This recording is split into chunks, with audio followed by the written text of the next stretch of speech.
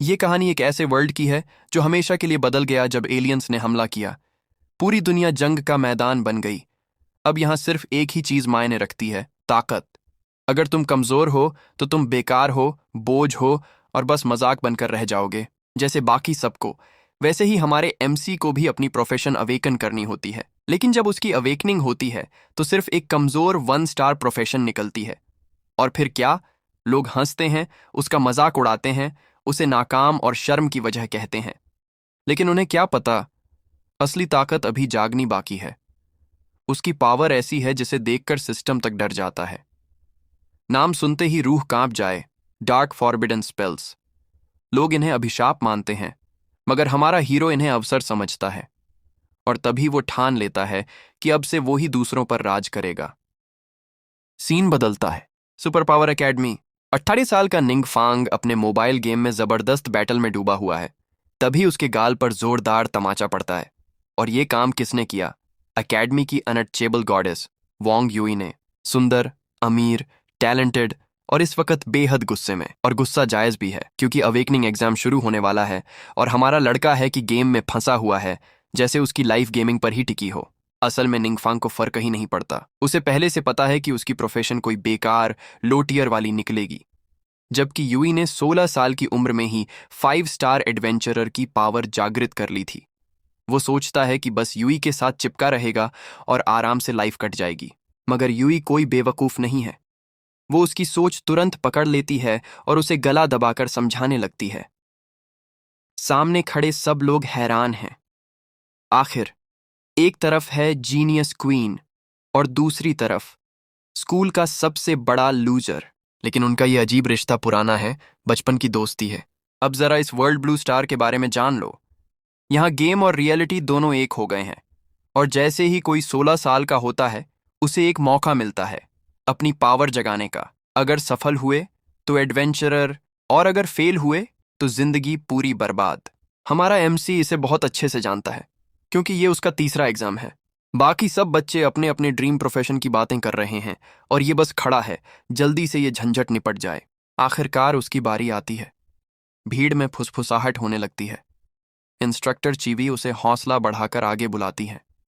वो हाथ रखता है अवेकनिंग क्रिस्टल पर। कुछ सेकंड्स बाद नीली रोशनी फैलती है, मतलब उसने मैजिक प्रोफेशन हासिल किया। लेकिन रिजल्ट सिर्फ एक 1 स्टार एडवेंचरर और ऊपर से कोई बेकार स्किल। टीचर ची को उस पर तरस आता है, मगर बाकी स्टूडेंट्स ठहाके लगाते हैं, उसका मजाक उड़ाते हैं। लेकिन हैरानी की बात यह है, ये सब होने के बावजूद हमारा लड़का उदास नहीं है, बल्कि उलझन में है। क्योंकि जैसे ही उसने अवेकन किया, उसके सामने एक सिस्टम नोटिफिकेशन आ गया और उसे 2 खास एबिलिटीज दे दी। पहली, जिससे वो डार्क पावर बिना किसी नुकसान के इस्तेमाल कर सकता है। दूसरी, जिससे वो हफ्ते में एक बार कोई फॉरबिडन स्पेल कास्ट कर सकता है। और उसकी बेकार सी स्किल भी अब अपग्रेड होकर कुछ ऐसा बन गई है जो सुनने में ही डरावनी लगती है। उसे समझ ही नहीं आता कि सिस्टम उसे किसी हॉरर गेम के फाइनल बॉस की तरह क्यों ट्रीट कर रहा है। बस उसकी ये दुआ है कि ये सब उसे प्रैक्टिकल टेस्ट में न मरवा दे। टेस्ट सीधा सा है। कैंडिडेट्स को एरिना में भेजा जाता है, जहां वो मॉन्स्टर्स से लड़कर अपनी स्किल्स का इस्तेमाल सीखते हैं। एक दूसरे पर हमला करना मना है और हर चीज को ड्रोन से मॉनिटर किया जाता है। बाकी सब तो मैदान में दौड़कर अपने अपने हुनर दिखाने लगते हैं, लेकिन हमारा हीरो झाड़ियों में छुपा रहता है। अब देखो, वो कोशिश तो कर सकता था, लेकिन उसके पास सिर्फ वो रहस्यमयी फॉरबिडन मैजिक ही है। और अगर किसी को इसका पता चल गया तो अंजाम अच्छा नहीं होगा। उधर मॉनिटरिंग रूम में कैप्टन जो उसे देखता है और पूछता है कि ये लड़का यहां कर ही क्या रहा है। चिवी उसे बचाने की कोशिश करती है, कहती है कि ये देर से अवेकन हुआ, सेहत भी कमजोर है और किस्मत ने भी धोखा दिया। लेकिन जो मानता ही नहीं। उसके लिए तो 1 स्टार एडवेंचरर बेकार है और वो चाहता है कि एमसी को टेस्ट से बाहर कर दिया जाए। लेकिन तभी कुछ अजीब होता है। एमसी का ड्रोन ऑनफ्लाइन हो जाता है और उसी वक्त सिस्टम एरिना में एक जबरदस्त पावर सर्ज डिटेक्ट करता है। चू तुरंत सोचता है कि शायद कोई हाई लेवल मॉन्स्टर आ गया है और जांच के आदेश देता है। इधर जंगल में हालात बिगड़ चुके हैं। एक लड़का गोब्लिन्स की भीड़ में घिर जाता है और उनका चीफ सबको कत्ल करने का हुक्म देता है। वो बाकी बचे ड्रोन भी तोड़ देता है। अब एमसी को एहसास होता है कि ड्रोन बंद होने की वजह से उसके पास मौका है कि वो पहली बार अपना फॉरबिडन स्पेल आजमा सके। और नतीजे, भाई बिल्कुल सिनेमैटिक। जैसे ही वो स्पेल एक्टिवेट करता है, मॉनिटरिंग रूम की सारी स्क्रीन काली हो जाती है, अलार्म बजने लगते हैं और सब अधिकारी घबरा जाते हैं। जो को पूरा यकीन हो जाता है कि कोई डार्क एंटिटी प्रकट हो गई है और वो फौरन रीइंफोर्समेंट और इमरजेंसी इवैक्यूएशन का आदेश देता है। लेकिन मैदान में हमारा हीरो बस अपनी जादुई तबाही देख रहा होता है। डार्क एनर्जी उमड़ती है और एक खौफनाक ताकत का रूप ले लेती है जो सामने आने वाली हर चीज को कुचल देती है। गोबलिन्स चकनाचूर हो जाते हैं और उनका चीफ एमसी को ऐसे घूरता है मानो उसने कयामत अपनी आंखों से देख ली हो, और फिर उसका भी वही हश्र होता है। इसके बाद सिस्टम उसे एक्सपीरियंस पॉइंट्स देता है। जब वो अपना स्टेटस विंडो खोलकर देखता है तो दंग रह जाता है। उसका लेवल सीधे 10 पर पहुंच चुका है, जबकि अब तक किसी भी कॉम्बैट टेस्ट में ऐसा कभी नहीं हुआ। उसे लगता है ज्यादातर एक्सपी उस एलीट मॉन्स्टर से मिली है, लेकिन दिमाग में सवाल घूम रहा है, आखिर वो एलीट मॉन्स्टर सीक्रेट रियलम में आया ही क्यों था। इससे पहले कि वो और सोच पाता, उसकी नजर लूट पर पड़ती है। और भाई, इस बार किस्मत मेहरबान है। एक पायनियर एम्ब्लेम जो उसकी एजिलिटी परमानेंटली बढ़ाता है और एक हुक क्लो दोनों चमक रहे हैं, और वो भी ऑरेंज ग्रेड में, यानी बेहद रेयर और महंगे। क्लॉ बेचने से वो अमीर बन सकता था और हमारा लड़का पहले से ही सपनों में नोटों में लोटपोट हो रहा था। लेकिन जैसे ही वो अपने आने वाले मालामाल भविष्य में खोने वाला था, अचानक एक अनाउंसमेंट होता है और सभी कैंडिडेट्स को वापस बुला लिया जाता है। तभी एक खतरनाक काली ताकत उसे घेर लेती है और चारों तरफ ट्रैप्स प्रकट हो जाते हैं। हमारा हीरो बिना वक्त गंवाए टेलीपोर्टेशन स्क्रॉल एक्टिवेट कर देता है ताकि कोई उसे सवाल जवाब ना कर पाए कि आखिर हुआ क्या था। जब सब वापस मिलते हैं तो कप्तान जो तुरंत आदेश देता है कि सभी लोग शहर लौट जाएं। और सही भी है, चाहे वो सब मिलकर भी लड़ते, तब भी उस अजीब सी शक्ति का सामना करना उनके बस की बात नहीं थी। लेकिन तभी कुछ और अजीब होता है। वो डार्क एनर्जी अचानक बिना कोई निशान छोड़े गायब हो जाती है।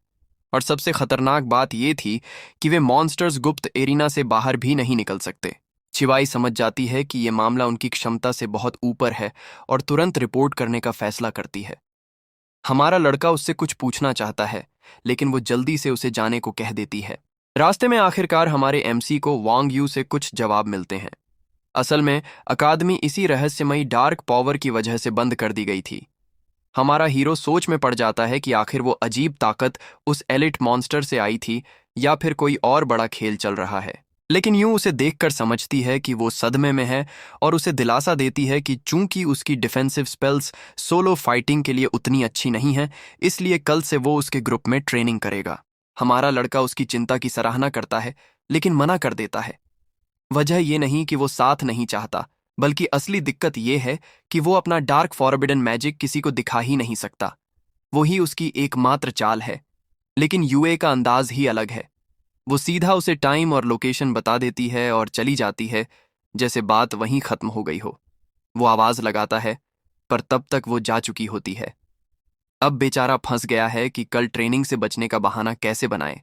जानते हुए कि यूए से बचना किसी एलिट मॉन्स्टर से लड़ने से भी मुश्किल है, वो एक प्लान बनाता है। कामयाब होगा या उल्टा फंस जाएगा, ये तो वक्त बताएगा। एमसी ट्रेडिंग सेंटर पहुंचता है। उसका सिंपल प्लान है, कुछ नया इक्विपमेंट खरीदकर स्किल दिखाए ताकि यूए को लगे कि वो तैयार है। लेकिन उसे डर है कि कहीं सिस्टम इसे फिर से कोई over power world ending spell में न बदल दे। वो सामान देख ही रहा होता है कि एक औरत उसके पास आती है और हाई लेवल इक्विपमेंट चेक करने का सुझाव देती है, जो लेवलिंग के लिए परफेक्ट है। लेकिन हमारा लड़का लंबी इन्वेस्टमेंट के लिए नहीं आया है। उसे बस जल्दी काम चलाऊं आइटम चाहिए। ये सुनते ही औरत का मूड बदल जाता है और उसे किनारे करके एक नए गाइड को बुला लेती है। तभी एंट्री होती है यांग शिन की। वो एमसी को इक्विपमेंट सेक्शन में ले जाती है, जहां कुछ सामान तो ऐसा लगता है जैसे उसे ही निगल जाएगा। काफी तलाश के बाद आखिरकार वो एक रिंग पर फैसला करता है।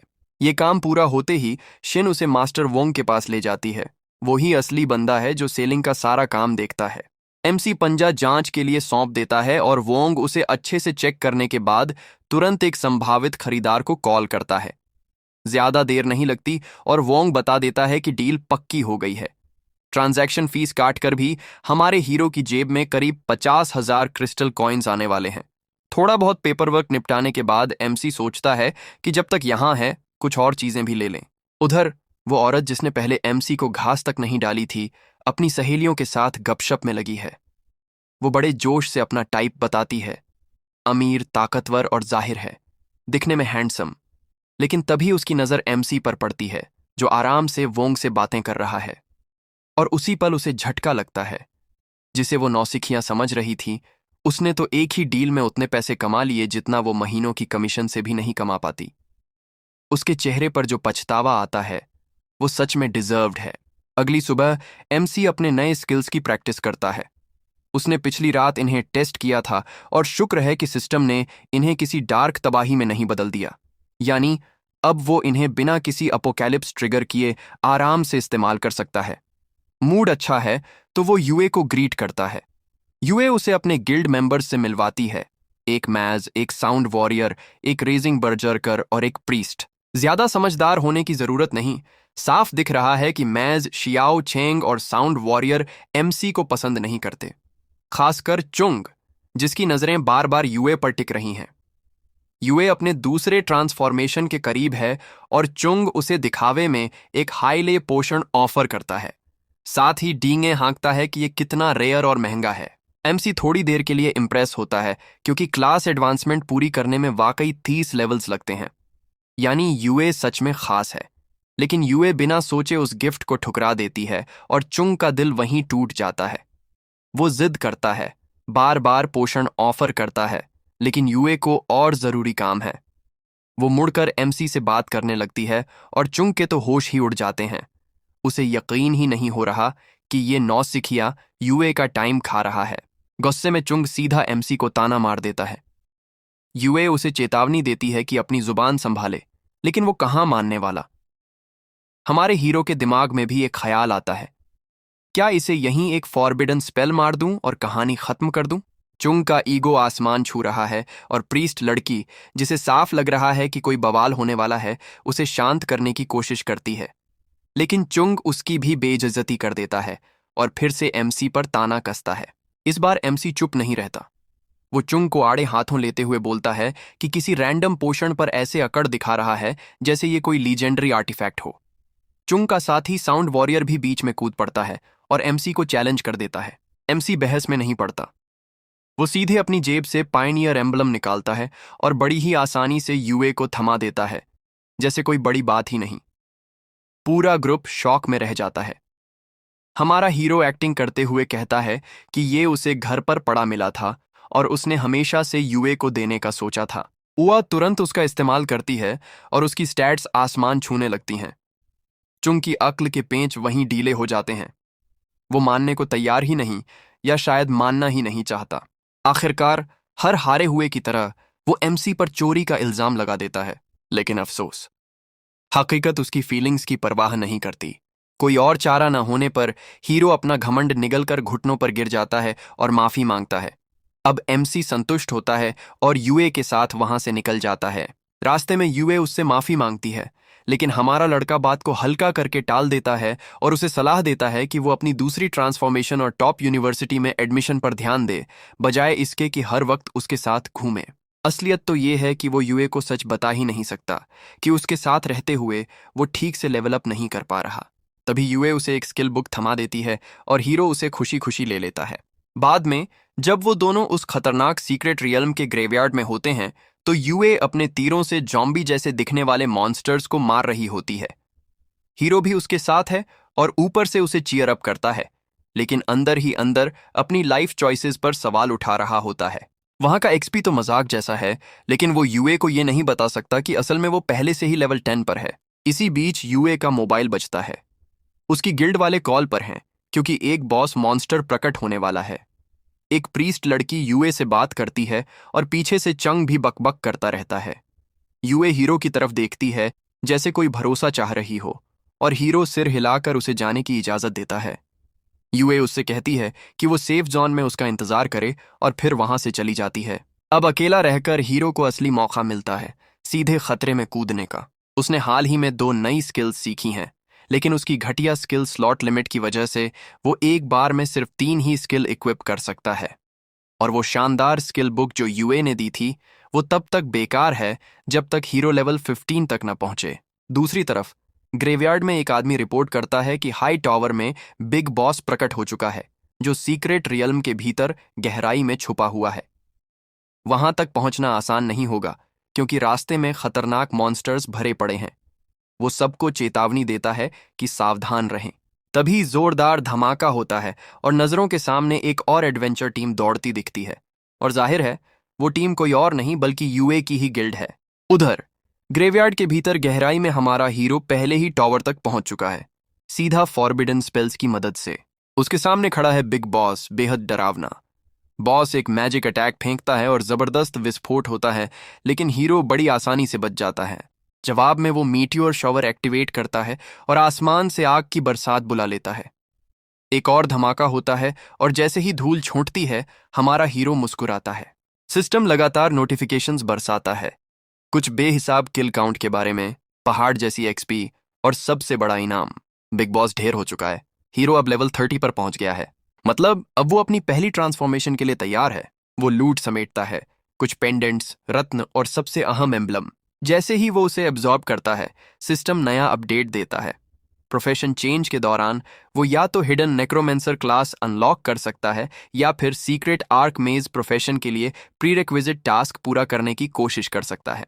हीरो जानता है कि हिडन प्रोफेशन कितने दुर्लभ होते हैं और वो ऐसे सड़क से उठाए जाने वाले लूट नहीं होते। यहीं से उसे शक होने लगता है कि शायद ये एम्बलम्स ही असली चाबी हैं। सिर्फ 2 सेकंड गहरी सोच विचार करने के बाद हमारा हीरो फैसला करता है, आर्क मेज ही सही। उधर यूए की गिल्ड अभी भी लड़ाई में व्यस्त है। तभी अचानक एक जादुई हलचल से सब लोग अलर्ट हो जाते हैं। यूं तुरंत पीछे हटने का आदेश देता है। चंग थोड़ी देर के लिए हिचकिचाता है, लेकिन यूं उसे याद दिलाता है कि साथियों की जान सबसे ज्यादा मायने रखती है। मजबूरी में चंग भी पीछे हट जाता है और अपनी किस्मत को कोसता है। यूई हमारे हीरो से संपर्क करने की कोशिश करती है, लेकिन उसे सिर्फ एक मैसेज मिलता है, उसने जरूरी काम की वजह से जाना पड़ा। कब्रिस्तान का काम निपटाने के बाद हमारा एमसी प्रोफेशन बदलने वाले हॉल पहुंचता है। वो इधर उधर देखता है कि कौन उसकी मदद कर सकता है। तभी एक महिला आती है, उसका नाम रजिस्टर करती है और उसे मैच प्रोफेशन चेंज वाले रूम तक गाइड करती है। जाते जाते वो कैप्टन जो से मिलती है, जो उसे कब्रिस्तान की घटना के बारे में अपडेट देता है। पता चलता है कि वहां कुछ या कोई बहुत बड़ा विनाश कर गया था और उसका अनुमानित खतरा स्तर डेमन किंग क्लास या उससे भी ऊपर है। इसीलिए कैप्टन जो लोन शैडो की मदद मांगने आया है। एमसी का पहला टास्क आर्क मेज बनने के बाद है रेडियंट टेम्पल से दिव्य चिन्ह, डिवाइन एम्बलम लाना। अगर इसकी तुलना नेक्रोमेंसर के मिशन से करें, जिसमें उसे किसी कब्र से क्राउन चुराना था, तो ये तो बस एक वार्म अप जैसा है। उसे ये काम 3 दिनों के अंदर पूरा करना है। चूंकि ये बस एक प्री रिक्विजिट है, हमारा हीरो बिना सोचे समझे एक्सेप्ट कर लेता है और बाहर निकलने लगता है। बाहर निकलते समय एक औरत उसे अलविदा कहती है। अजीब बात यह है कि वो वही महिला नहीं थी जिसने उसे पहले रिसीव किया था, लेकिन वो इस पर ज्यादा ध्यान नहीं देता। उधर कब्रिस्तान में वही औरत सुलोन कैप्टन जो के साथ मौजूद है, लेकिन वो कोई साधारण जांच अधिकारी नहीं बल्कि लोन शैडो की कप्तान है, एक सीक्रेट ऑर्गेनाइजेशन जिसके मेंबर्स डार्क पावर का इस्तेमाल करते हैं और रहस्यमयी टॉप सीक्रेट मिशन पूरे करते हैं। वो ताज़ा तबाही का मुआयना कर रही है और वहां काली ऊर्जा का आभास करती है, लेकिन कोई ठोस सुराग नहीं मिलता। नतीजा, जिसने भी ये किया है वो बिना कोई निशान छोड़े गायब हो चुका है। कैप्टन जो को शक है कि यह घटना हाल के दूसरे इलाकों में हो रही अजीब हलचलों से जुड़ी है। लीन इससे पूरी तरह सहमत नहीं है, लेकिन वो सुझाव देता है कि और मदद बुलाई जाए और ऊपरी अधिकारियों से राय ली जाए। तभी एक और आदमी थ्योरी पेश करता है कि शायद ये किसी मॉन्स्टर का काम हो। सुलोन तुरंत समझ जाती है कि वो इशारे इशारे में कह रहा है कि लोन शैडो वाले भी मॉन्स्टर्स से कम नहीं। वो आदमी अपनी गलती समझकर तुरंत माफी मांगता है, लेकिन असली खतरे की बात सुलोन साफ करती है। ये कोई मामूली मॉन्स्टर नहीं है, ये तो डेमन किंग से भी ऊपर की चीज है, जो इंसानों की समझ से परे है। वो कहती है कि असली खतरा अंधेरे में छुपा हुआ है और उन्हें उसे ढूंढना ही होगा, इससे पहले कि वो फिर से भयानक अंदाज में सामने आए। इसी बीच हमारा हीरो अपने अपार्टमेंट में बैठा अपनी नई अनलॉक की गई स्किल्स की समीक्षा कर रहा है। अब जब वह लेवल 30 पर पहुंच गया है, तो उसे 4 अतिरिक्त स्किल स्लॉट मिलते हैं। इसका मतलब है कि अब समय आ गया है कि वो उन किताबों का इस्तेमाल करे जो यूए ने उसे दी थीं और जिन्हें वह अब तक धूल खाने दे रहा था। पहली स्किल अपने आप फॉरबिडन स्पेल के साथ फ्यूज हो जाती है और एक शील्ड स्पेल में बदल जाती है। ये एक पैसिव एबिलिटी है जो तब एक्टिव होती है जब वह डैमेज खाता है और एक लिमिट तक हमलों को एब्जॉर्ब कर लेती है। इसके बाद वह दूसरी स्किल चेक करता है। ये भी फॉरबिडन स्पेल के साथ जुड़ जाती है और उसकी अर्थ बेस्ड स्पेल्स की पावर को कुछ प्रतिशत तक बढ़ा देती है। यह अच्छी बात है, लेकिन उसके लिए अभी भी काफी नहीं है। तो वह तय करता है कि और स्किल बुक्स खरीदने के लिए ट्रेडिंग सेंटर जाएगा। अगले दिन जैसे ही वह ट्रेडिंग सेंटर पहुंचता है, उसे तुरंत वही औरत घेर लेती है जिसने पहले उसकी मदद करने से साफ मना कर दिया था। लेकिन इस बार उसके अंदर अचानक से बहुत ज्यादा उत्साह है मदद करने का। हमारा लड़का सीधे पूछता है, यांग शिन कहाँ है? तो वह औरत बड़ी सहजता से कह देती है कि शिन किसी और क्लाइंट को असिस्ट कर रही है। इसके बजाय वह खुद उसे गाइड करने का ऑफर करती है। हीरो मना कर देता है और कहता है कि वो खुद ही देख लेगा। ये सुनते ही उस औरत का मूड तुरंत बिगड़ जाता है। वह फिर कोशिश करती है, लेकिन तभी शिन आ जाती है। असल में शिन किसी क्लाइंट के साथ नहीं थी, बल्कि खाना खा रही थी। जैसे ही उसे पता चला कि हीरो आया है, वह तुरंत दौड़ी चली आई। ये देखकर हीरो को हल्का सा गिल्टी फील होता है और वह उसे बाद में खाने पर चलने का ऑफर करता है। वहीं दूसरी तरफ वो चिपकू औरत यह सब देख देखकर अंदर ही अंदर फटने वाली होती है। फिर हमारा हीरो 2 स्किल बुक्स वोंग को बेच देता है और मैच स्किल बुक्स मांगता है। वोंग अब और भी ज्यादा शक करने लगता है, क्योंकि जो आइटम्स हीरो अब तक लेकर आया है वो बिल्कुल आम नहीं है। और अब वह तय करता है कि हीरो की बैकग्राउंड की जांच पड़ताल करेगा। शाम को हीरो और शिन साथ में डिनर करते हैं। जब खाना खत्म होता है, हीरो बिल चुकाने के लिए हाथ बढ़ाता है, लेकिन पता चलता है कि शिन पहले ही पैसे दे चुकी है। वह पूछता है क्यों, लेकिन शिन बस मुस्कुराती है और राज छिपा लेती है। हीरो उसे घर छोड़ने की पेशकश करता है, लेकिन शिन मना कर देती है, क्योंकि उसे कहीं और जाना है। असल में उसका गंतव्य अस्पताल है, जहां उसके पिता भर्ती हैं। हीरो की वजह से जो कमीशन उसे मिला, उसी से वह 1 महीने का इलाज करवा सकती है, लेकिन जिंदगी की और ही प्लानिंग है। अस्पताल जाते वक्त अचानक से मुसीबत आ जाती है। सेफ जोन के अंदर ही राक्षस प्रकट हो जाते हैं। शीन टैक्सी से उतरती है और हैरानी से उन्हें देखती है। वह एक 1 स्टार मैच है और अपनी पूरी कोशिश करती है उनसे लड़ने की, लेकिन सच्चाई यह है कि उसकी कोशिश काफी नहीं होती। वह जैसे तैसे टिकने की कोशिश करती है, तभी एक राक्षस उस पर झपटता है और उसे अपना शिकार बनाने ही वाला होता है। तभी एक तलवार हवा चीरती हुई आती है और उस राक्षस को पल भर में काट देती है। यह और कोई नहीं बल्कि कैप्टन जो है। वह बस एक नजर हालात पर डालता है और तुरंत समझ जाता है कि हालात बहुत बिगड़ चुके हैं। सीक्रेट रियल्म अब हकीकत से मर्ज हो रहा है और यह राक्षस 1 स्टार लीग के बस के नहीं है। उसके दिमाग में अचानक पहले हुई बातचीत याद आती है। शहर में छुपा हुआ वो खतरनाक दैत्य जो तबाही मचा रहा था। लेकिन सोचने का मौका भी नहीं मिलता कि तभी उस पर एक हमला होता है।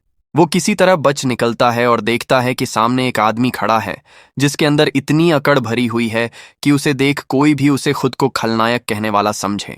जू सोचता है कि शायद ये कोई म्यूटेंट है, लेकिन वो आदमी इस पर बुरा मान जाता है। वह जोर देकर कहता है कि वह तो अंधकार का चुना हुआ है। जो को समझ नहीं आता कि ये बंदा किस फैंटेसी नॉवल से बाहर निकला है, लेकिन बहस का टाइम नहीं है। वो हमला करता है, मगर सामने वाला इतनी ताकत से पलटवार करता है कि जो हवा में उछलकर गिरता है। वो खुद को डार्क लॉर्ड बताने लगता है और चिल्लाकर कहता है कि अब ये शहर उसका है। इसके बाद फिर से हमला करता है। चू किसी तरह संभलने की कोशिश करता है, लेकिन दोबारा धक्का खाकर गिर जाता है। जब तक वो उठने की कोशिश करता है, सामने वाला अपनी महानता के किस्से सुनाने में लगा होता है। लेकिन तभी उसकी छाती पर लटकते हुए लटकन पेंडेंट से एक डरावनी आवाज गूंजती है। वो आवाज उसे तुरंत उसकी औकात याद दिलाती है कि ये ताकत उसकी खुद की नहीं है, बल्कि उसे दी गई है। और अगर उसे खुद को साबित करना है, तो पूरे शहर के हर इंसान की बलि देनी होगी। आदमी बिना सोचे समझे आदेश मानने के लिए तैयार हो जाता है। उधर हमारा हीरो एक पब्लिक रेस्ट रूम से आराम से बाहर निकलता है और सामने पूरा शहर तबाही में डूबा दिखता है। लाशें, बर्बादी, दानव, सब और अफरा तफरी। तभी एक राक्षस उसे देख लेता है और सोचा कि अच्छा शिकार मिल गया, लेकिन वह हवा में झपटने ही वाला होता है कि हमारे हीरो का धरती जादू उसे भेद डालता है। थोड़ी ही देर में उसकी मुलाकात कैप्टन जो से होती है, जिसे डार्क पावर वाला आदमी पीट पीट कर अधमरा कर देता है और उसके हाथ में पकड़ रखा है। वह तुरंत हमारे हीरो पर झपटता है और अपने विशाल पंजे से वार करता है, मगर हीरो उसे आराम से रोक लेता है। तभी उस पेंडेंट की डरावनी आवाज उसे नोटिस करती है। उसे एहसास होता है कि हमारे लड़के की शक्ति सचमुच खतरनाक है, उसके नकली चुने हुए की तरह नहीं। हीरो कुछ पल सोचता है कि क्या उसे निषिद्ध जादू, फॉरबिडन स्पेल का इस्तेमाल करना चाहिए। फिर फैसला लेता है और उस पंजे को चकनाचूर कर देता है। अब वो आदमी घबरा जाता है और अपने मालिक से मदद की गुहार लगाता है, मगर अंधकार की वो सत्ता मान लेती है कि अब इसकी कोई कीमत नहीं है। वो सारे राक्षसों को वापस बुला लेती है और उसे अकेला छोड़ देती है। अब उसके पास बचने का कोई सहारा नहीं है। असल में ये म्यूटेंट लोग खास होते हैं। अवेकनिंग के वक्त अगर किस्मत चमक जाए तो उन्हें अंधकार से जुड़ा कोई छिपा हिडन प्रोफेशन मिल जाता है। इससे वे आम लोगों से ज्यादा ताकतवर हो जाते हैं, मगर अंधकार की सुरक्षा के बिना वे बेमौत मर जाते हैं। हमारा हीरो इस तरह एक ऐसे अभागे को खत्म करने के बाद ज्यादा समय बर्बाद नहीं करता। उसकी लाश से सामान उठाता है और घर निकल जाता है। उधर एक लड़की जाकर सुलान को रिपोर्ट देती है कि राक्षस वापस लौट गए हैं और गुप्त क्षेत्र सीक्रेट रियल्म का द्वार अचानक गायब हो गया है। लान गहरी सोच में पड़ जाती है। पिछले कुछ दिनों से एक के बाद एक अजीब घटनाएं घट रही हैं, जो अचानक सामने आ जाती हैं और फिर उतनी ही तेजी से गायब हो जाती हैं। लड़की बताती है कि ज्यादातर इलाके अब काबू में हैं, लेकिन दक्षिणी हिस्से को काफी गंभीर चोट पहुंची है और उनकी टीम की स्थिति रहस्यमयी ढंग से गायब है। लोन तय करती है कि वह खुद जाकर हालात देखेगी और दक्षिण की ओर निकल पड़ती है, जो कैप्टन जो का इलाका है। दक्षिण में तथाकथित चुना हुआ योद्धा अब एक मूर्ति बन चुका है। उसका पेट ऐसा लग रहा था जैसे किसी ने उसे निशाना साध कर छलनी कर दिया हो। तभी एक आदमी ड्वान वहां पहुंचता है और देखता है कि कीमती सामान पहले ही लूटा जा चुका है।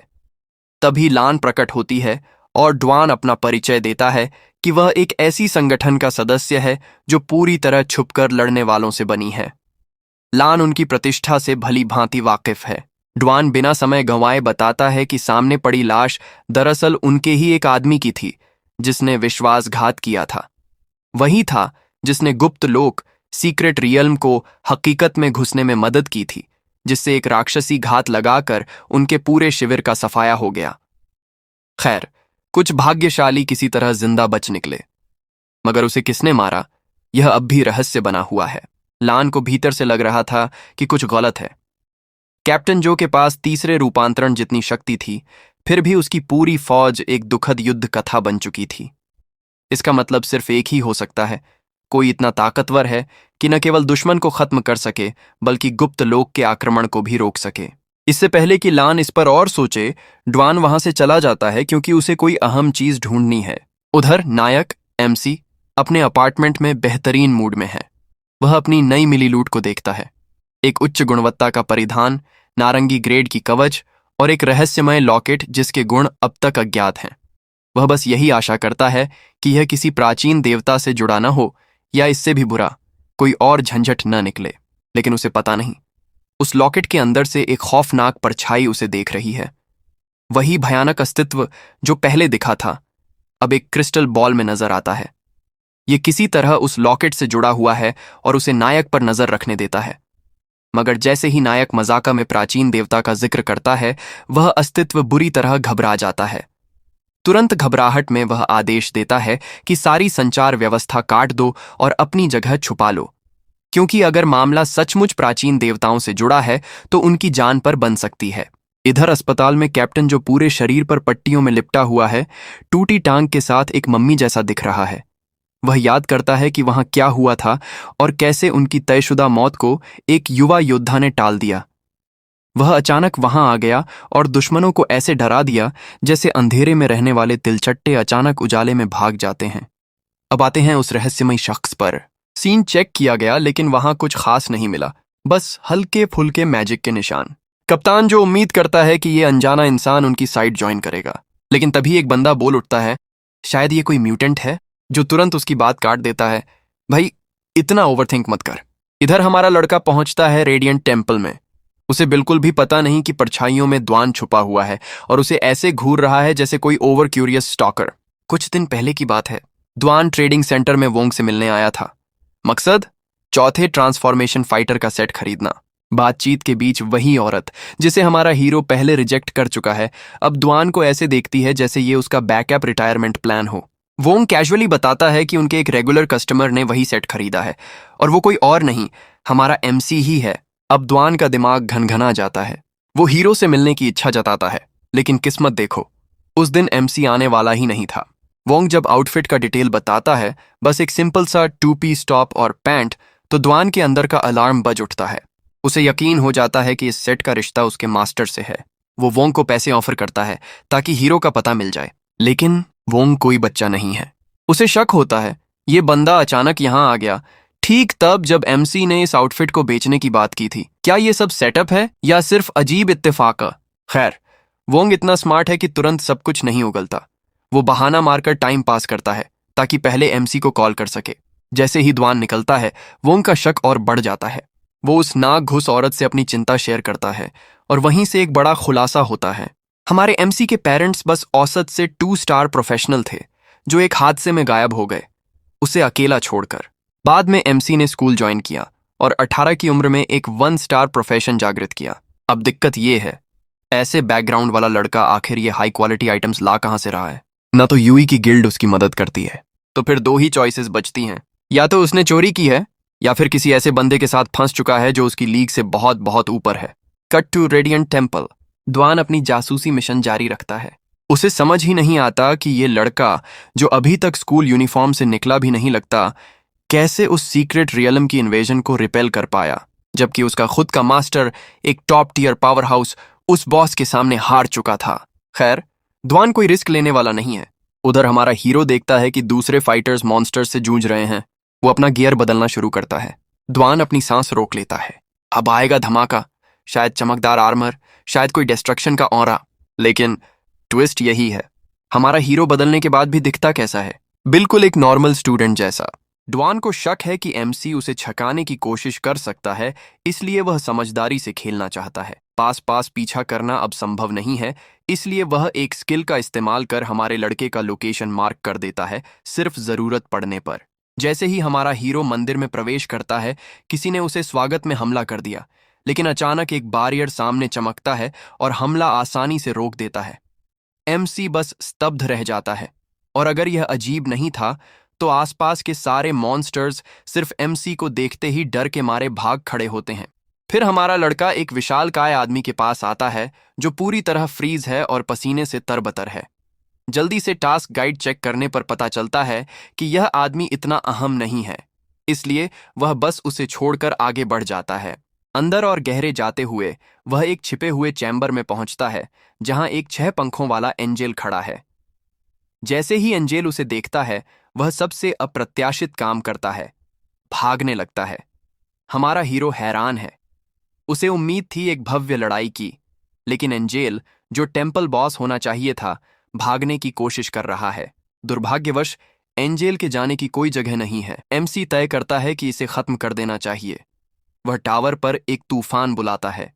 एक पल बाद बिजली गिरती है और एंजेल को घेर लेती है। टेम्पल ढह जाता है और ड्वान सिर्फ हैरान रह जाता है। हमारा हीरो भी जश्न नहीं मना रहा है, क्योंकि सब कुछ होने के बावजूद उसका रैंक नहीं बढ़ा, क्योंकि उसने पहली ट्रांसफॉर्मेशन अभी तक पूरी नहीं की है और सारे एक्सपी बिल्कुल बेकार हैं।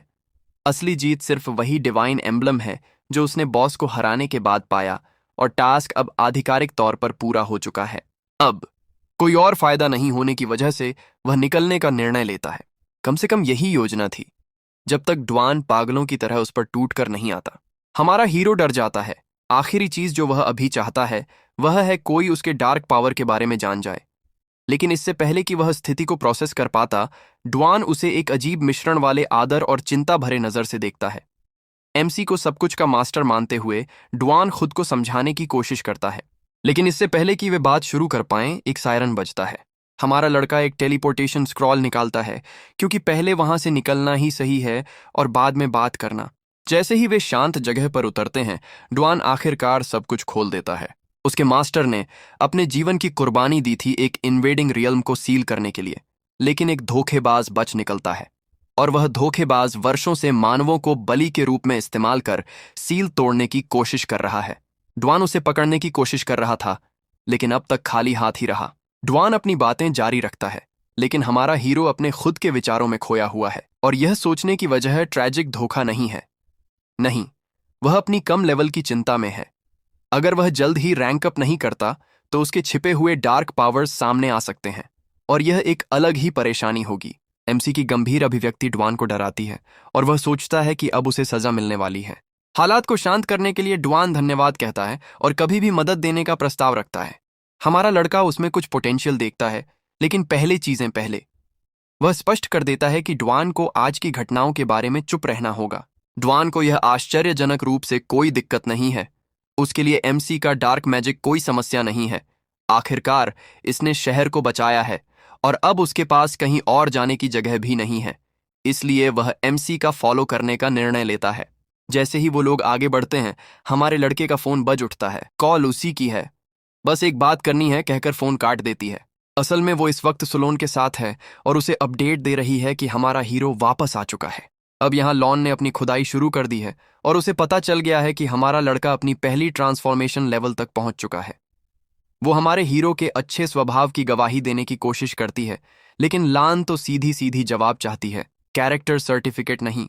इधर पहले हुई मीटिंग में लान ने चिन्यू सिटी की तबाही का मुद्दा उठाया था और शक जताया कि ये शायद म्यूटेंट्स का काम हो सकता है।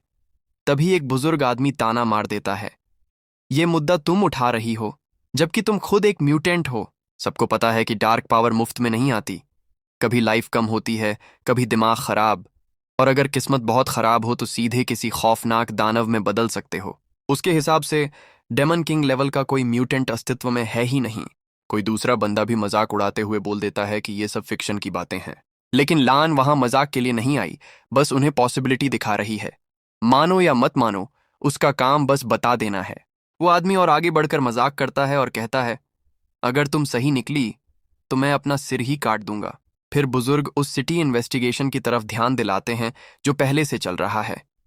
हालांकि ऊपर बैठे लोगों ने लोन शैडो की एक्स्ट्रा सपोर्ट वाली रिक्वेस्ट रिजेक्ट कर दी है। लान इसे भरोसे की कमी मानती है, लेकिन बुजुर्ग समझाते हैं कि थोड़ा सब्र करो। तभी एक छोटी लड़की दौड़ते हुए आती है और रिपोर्ट देती है कि रेडियंट टेम्पल पर हमला हुआ है, लेकिन शुक्र है कोई मरा नहीं। इधर ची तुरंत सब जोड़ घटाकर समझ जाता है कि एमसी का लेवलिंग स्पॉट रेडियंट टेम्पल ही था। अब कहानी पहुंचती है लॉन्गबो सिटी में। वहां पूरा शहर लॉकडाउन है और उसके चारों तरफ एक अभेद्य बैरियर खड़ा है। अंदर लोग पागलों की तरह परेशान हैं कि आखिर हो क्या रहा है। भीड़ में दवान और हमारा हीरो दोनों खड़े हैं, उतने ही कंफ्यूज जितने और लोग। नाइट सबको भरोसा दिलाने की कोशिश करते हैं, ये शहर बिल्कुल सुरक्षित है, लेकिन उनकी बात उतनी दमदार नहीं लगती। तभी हमारे लड़के के दिमाग में लाइट बल्ब जलता है। असल में उसने थोड़ी देर पहले जो हल्का सा हंगामा किया था वो जरा ज्यादा तेज हो गया। इतना तेज कि पूरे शहर की highest level security alert trigger हो गया। अब उसके पास बस इंतजार करने के अलावा और कोई चारा नहीं ताकि हालात शांत हो जाएं और वो नॉर्मल की तरह घर लौट सके। लेकिन किस्मत को ये मंजूर नहीं। बैरियर के बाहर राक्षसों का झुंड जमा है और इंसानों को घूर रहा है, और अचानक वो तथाकथित अभेद्य बैरियर धड़ाम से टूट जाता है। मॉन्स्टर्स झुंड में अंदर घुस पड़ते हैं और पलक झपकते ही शहर में हाहाकार मच जाता है। लोग चीखते हैं, धक्का मुक्की करते हैं और जान बचाने के लिए भागते हैं। दवान तुरंत एमसी को अपडेट करता है कि कल रात भी एक और शहर पर ऐसा ही हमला हुआ था, और फिर मुड़कर एमसी से पूछता है कि अब क्या करना चाहिए। लेकिन हमारा हीरो तो सोच रहा है कि दवान के पास पहले से सब प्लान होगा और बस औपचारिकता निभा रहा है, और यहीं से शुरू होती है सबसे बड़ी गलतफहमी। दवान मान बैठता है कि ये सब एमसी का टेस्ट है, वो बस उसे परख रहा है कि उसकी क्षमता कितनी है। तो बिना ज्यादा बातें किए वो आगे बढ़ता है। इधर हमारा लड़का, उसको तो कोई टेंशन ही नहीं। इतनी भीड़, इतना ध्यान, बेहतर है सब ड्वान पर छोड़ दो। गार्ड्स बेचारे कोशिश तो करते हैं लड़ने की, लेकिन पास भी नहीं पहुंच पाते और एक एक करके चीर दिए जाते हैं। मॉन्स्टर लीडर ये सब देखकर गुस्से से पागल, अगर यही है इंसानियत की ताकत तो इन्हें कुचल ही दूं। उसका अटैक गिरने ही वाला होता है कि धड़ाम, बीच में आ जाता है ड्वान। ना शहर की फिक्र, ना किसी की जान की परवाह, बस अपने मास्टर को इम्प्रेस करने का जुनून। हमारा एमसी वहीं खड़ा सोच रहा, भाई ये हर बार मास्टर मास्टर बोलकर मुझे क्रिंज क्यों करा देता है। खैर, मॉन्स्टर लीडर खुश था कि आखिर कोई टक्कर का मिला, लेकिन वो खुशी भी ज्यादा देर नहीं टिकती। एक मूव और चाक, लीडर कटकर खत्म। भीड़ शॉक में, किसी ने नहीं सोचा था ड्वान इतना पावरफुल है। असल में ड्वान लेवल 130 से ऊपर है, सीक्रेट वॉरियर और हाई स्टार हिडन प्रोफेशन वाला। एमसी भी मानता है कि बंदा सच में कुछ तो है। अब वो उसकी ताकत की तारीफ कर रहा है या सोच रहा है, ये पागल मेरे अधीन कैसे आ गया, पता नहीं। लीडर मरते ही डार्क लॉर्ड भाग खड़ा होता है। ड्वान तुरंत मुड़कर मास्टर से पूछता है अब क्या करना है, लेकिन हमारा हीरो, उसको तो पहले से ही मजा आ चुका है, इसलिए कहता है बस अब घर चल। ड्वान लूट उठाकर लाता है। एक ऑरेंज आइटम ड्रॉप हुआ है। एमसी स्किल बुक रख लेता है यूए के लिए और शील्ड बेचने का सोचता है कैश के लिए। तभी एंट्री होती है एक प्रीस्ट और घायल नाइट की। वो दोनों आकर धन्यवाद बोलते हैं, लेकिन असली शख्सियत आता है काइडोंग मिंग, लॉन्गबो सिटी का मेयर। जैसे ही वो एमसी और ड्वान को देखता है, तुरंत समझ जाता है ये लोग यहाँ के नहीं। एमसी झट से बहाना मारता है, हम बस काम से आए थे लेकिन इस गड़बड़ में फंस गए। बदकिस्मती से डोंगमिंग गलत समझ लेता है कि एमसी उस पर ही दोष डाल रहा है। बेचारा मेयर झुककर माफी मांगता है। अब मजेदार बात, एमसी जानता है कि असली कसूरवार वही है, फिर भी बड़े दिल वाले बनकर कहता है नहीं नहीं, आपकी गलती नहीं है। इंप्रेस होकर डोंगमिंग देता है उन्हें एक फ्लाइट स्क्रॉल। इतनी कीमती चीज देखकर एमसी को एक्साइटमेंट छिपानी पड़ती है। फिर वो उन्हें शहर में रुकने का न्योता देता है, कहता है कि डिफेंस फोर्स कम है और हालात बिगड़े हुए हैं। लेकिन हमारा एमसी मना कर देता है, भाई मुझे प्रोफेशन चेंज मिशन करना है, पहला ट्रांसफॉर्मेशन है और ये चांस मिस नहीं करूंगा। डोंगमिंग आखिरी गिफ्ट देता है, एक ब्लैक कार्ड। एमसी तुरंत पहचान जाता है ये किसी खतरनाक और ताकतवर ऑर्गेनाइजेशन की निशानी है। वो आभार के साथ स्वीकार करता है और फिर सब अच्छे मूड में विदा होते हैं। एमसी और ड्वान अपनी राह पकड़ लेते हैं। शिन्यू सिटी में यू की गिल्ड के मेंबर्स प्रोफेशन चेंजिंग हॉल के बाहर खड़े हैं, युआ और चुंग के वापस आने का इंतजार करते हुए। तभी जैसे ही दोनों बाहर निकलते हैं, हमारा बॉय और ड्वान ऊपर आसमान से उड़ते हुए उनके ठीक ऊपर से निकल जाते हैं। युआ तुरंत हमारे हीरो की मौजूदगी महसूस करती है, लेकिन चुंग हंस पड़ता है। उसे लगता है कि एमसी इतना अमीर नहीं कि कोई फ्लाइट स्क्रॉल खरीद सके। लेकिन उसकी यह कॉमेडी ज्यादा देर नहीं चलती, क्योंकि युवा उसे एक ठंडी नजर से चुप करवा देती है। चुंग को समझ ही नहीं आता कि आखिर ऐसा क्या है उस लड़के में जो उसमें नहीं। कोई फ्लाइट स्क्रॉल, स्टाइलिश कपड़े या कोई गुप्त खजाना। रहस्य बरकरार रहता है। तभी प्रीस्ट लड़की माहौल बदलने के लिए बात को दूसरी तरफ मोड़ती है, उनके सेकंड ट्रांसफॉर्मेशन की ओर। चुंग बताता है कि उसे ए रैंक मिली है। चेहरा उतरा हुआ है, पर उसके साथ ही साउंड वॉरियर और रेजिंग बर्सरकर उसे खुश करने की कोशिश करते हैं और उसकी ईगो को सहलाते हैं। अब सबकी नजरें युवा पर जाती हैं, लेकिन वो चुप रहती है। उसकी खामोशी सबको परेशान कर देती है। प्रीस्ट लड़की प्यार से पूछती है कि आखिर क्या हुआ। चुंग अपने छोटे से दिमाग से तुरंत निष्कर्ष निकालता है कि युवा को शायद लो रैंक मिली है, इसलिए वो शर्म से कुछ नहीं बोल रही। वो उसे दिलासा देने लगता है, कोई बात नहीं, मैं हूं ना। तभी युवा, जो अब तक उसकी बेवकूफी झेल रही थी, तू अपने लेवल की चिंता कर चुंग, क्योंकि जब तू ए पर अटका है, मैं एस लेवल पर हूं। बस ये सुनते ही पूरा ग्रुप सन्न हो जाता है। चुंग, जो कुछ देर पहले अपने ए रैंक पर इतराता फिर रहा था, अब गूंगा हो जाता है। और सबसे मजेदार बात, युवा ने पहले ये बात इसलिए नहीं बताई क्योंकि उसका मिशन पूरा करते वक्त उसे एक हिडन प्रोफेशन मिला, इतना रेयर कि उसने खुद कभी इसके बारे में नहीं सुना था। चुंग का दिमाग घूम जाता है, क्योंकि प्रोफेशन तो हमेशा अवेकनिंग पर तय होता है, फिर ये मिड रैंक में कैसे बदल गया। अब कहानी थोड़ी पीछे जाती है। जब युवा प्रोफेशन चेंजिंग रूम में थी, उसे हमारे बॉय ने एक पायोनियर एम्बलम दिया था, जो देखने में तो बस एक सिंपल गिफ्ट लगता था। लेकिन जैसे ही उसने उसे इस्तेमाल किया, उसका प्रोफेशन स्विफ्ट आर्चर से बदलकर शैडो ऑफ द वैनगार्ड बन गया।